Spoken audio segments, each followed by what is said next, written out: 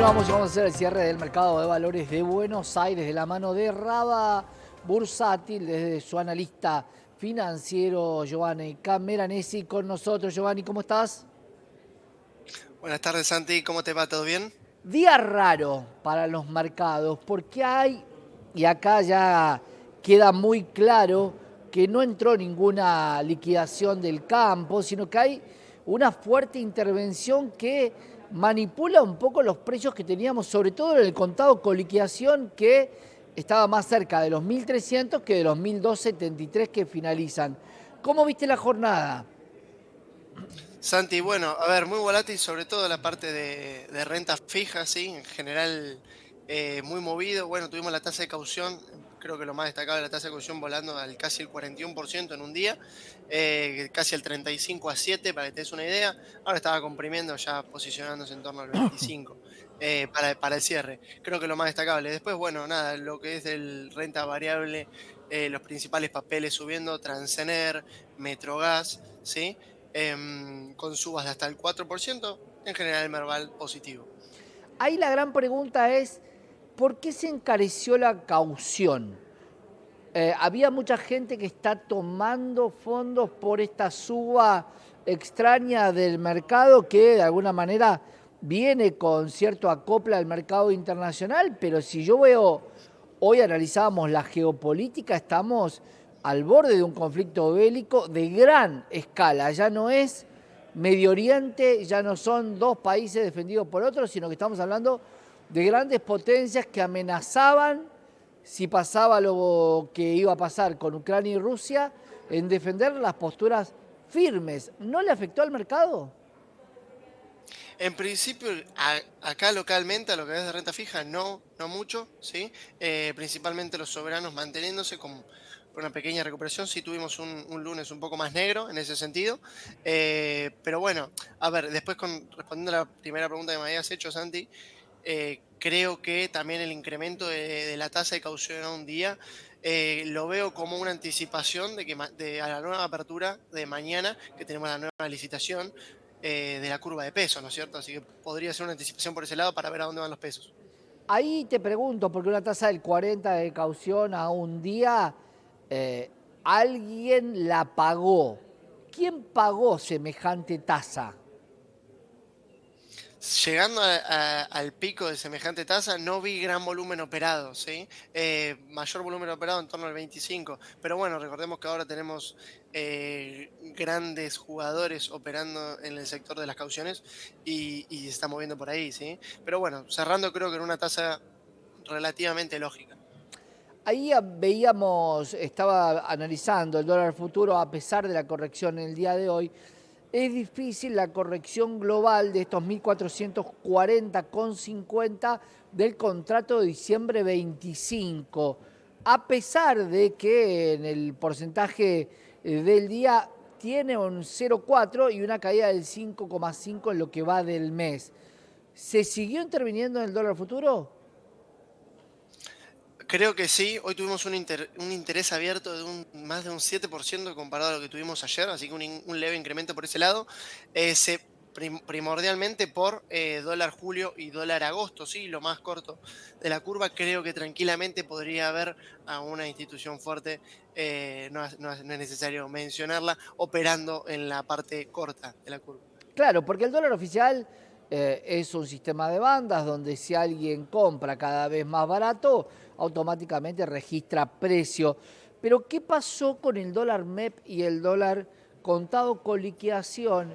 Que cuando uno dice que son mercados libres y un activo baja exactamente lo mismo que el otro, digo, acá hay algún robot que dice que el activo baje 1,60. Si no, no tiene explicación que entre la cantidad de operaciones que haya se mantenga una baja exacta entre uno y otro. Sí, a ver, tenemos semejante volumen operado, creo que también se puede justificar un poco por eso. También, bueno, puede ser una casualidad. Para que te des una idea, Santi, hoy el contrato de dólar julio mayorista y el normal cerrando 1% abajo comparado a ayer. Tuvimos una baja del tipo de cambio cerrando 1275 julio, el dólar MEP posicionándose por ese lado también. Así que, bueno, nada, creo que hay una fuerte presión para que el dólar no pase los 1300.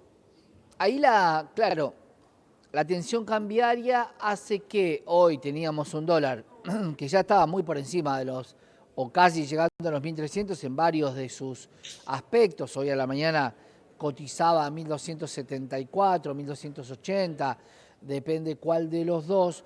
Digo, esta intervención, ¿qué hace con los clientes que dicen, bueno, ahora me volví a posicionar en dólares?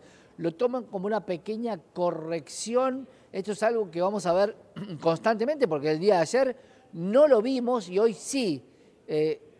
Esto da también la idea de que no todo el tiempo puede intervenir el gobierno porque no tiene éxito algunos días que hay mucho volumen.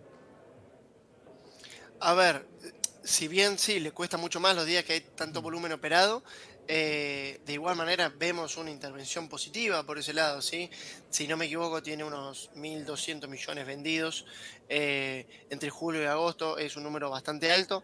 Vamos a ver realmente cuánto termina cerrando, pero bueno, de igual manera sí empuja, Santi, se vio hoy como empujó fuerte en la zona de los 1.285. ¿Qué pasa con el riesgo país, Giovanni? A ver, bajando levemente, pero igual manteniéndose en la zona en la que veníamos estando, ¿sí? Con un riesgo país en torno a los 700, creo que, o sea, 700 puntos básicos arriba de la tasa de referencia de riesgo cero. Creo que aún así el mercado está esperando o se va a posicionar, se va a mantener así de acá Sí. hasta las elecciones para ver cómo efectivamente le va al gobierno de turno, ¿no es cierto? Creo que ante una victoria positiva veríamos una nueva baja del riesgo país. ¿Qué pasa con los pureteros, los ruleros? ¿Qué pasa con los vicios que tiene este mercado? Que mucha gente cree que es una ganancia para ellos, pero termina impactando porque se termina demandando en algún punto los dólares oficiales a 1.280 o el dólar MEP a 1.269 para poder vender a 1.330. ¿Estás viendo volúmenes de exorbitantes en algunos comitentes? ¿Se vuelve a arriesgar con esta idea de que Arca no controle mucho los depósitos? No, no mucho, Santi. Creo que de igual manera se arbitra medianamente rápido. Recordemos que cuando le sumas las comisiones y los gastos, eventualmente terminás parando casi en el mismo precio. Así que, si bien hay oportunidades, creo que no hay necesario de darse vuelta con un dólar oficial o otro tipo de cotización para hacer algún rulo. Creo que directamente lo puedes hacer desde la misma comitente. Para cerrar, Giovanni, ¿cómo vienen las reinversiones de los bonos? Esos dólares que muchos dicen dólares son dólares, no lo pongo en nada que pueda correr riesgo. Bastante dividido, Santi. Personalmente, bueno, también desde la vista del equipo hemos visto que hubo una parte, una buena parte en reinversión, te diría casi un 50-50, ¿sí? Por ahí uno esperaba un poquito más. También lo vimos con la baja de los principales bonos, ¿sí? Principalmente, bueno, el G35, por ejemplo, bajando un 2,5% casi en lo que va desde el pago. Creo que hubiera esperado un poquito más de reinversión. Aún así, creo que una tasa en torno al 50 o 60% de la reinversión de los cupones sigue siendo buena. Sin duda. Giovanni, gracias por estar con nosotros, como siempre. Buenas tardes, Santi. Gran Gracias. abrazo. Giovanni Cameranesi de Raba Bursátil con una jornada bursátil positiva en lo que tiene que ver con la renta variable, pero claro, la baja del dólar en lo que tiene que ver con